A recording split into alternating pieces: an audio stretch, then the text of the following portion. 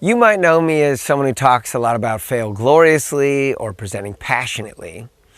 But for the last couple of years, I've been giving a lot more talks on creativity.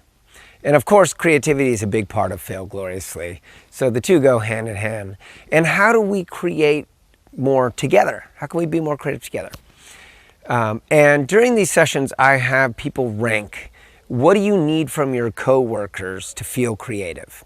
And I have options like energy and enthusiasm, an open mind, support, okay to fail, no judgment, many different things.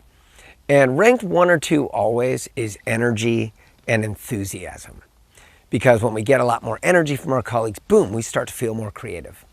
And if you look at your days stacked up, you might have meeting after meeting after meeting, and then boom, this meeting we're supposed to be creative. And so how do we tap into some energy and enthusiasm?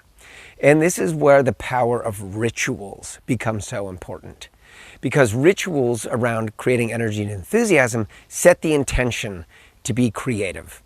So for my ritual, I always love to have a physical and vocal warm-up that allows us to get in our bodies, tap into this energy that often rests in our bodies, and that helps us be more playful and creative. And if you look at all different kinds of rituals, you might think about like songs from the holidays. Like if you hear a Christmas song, boom, you're into that Christmas mood.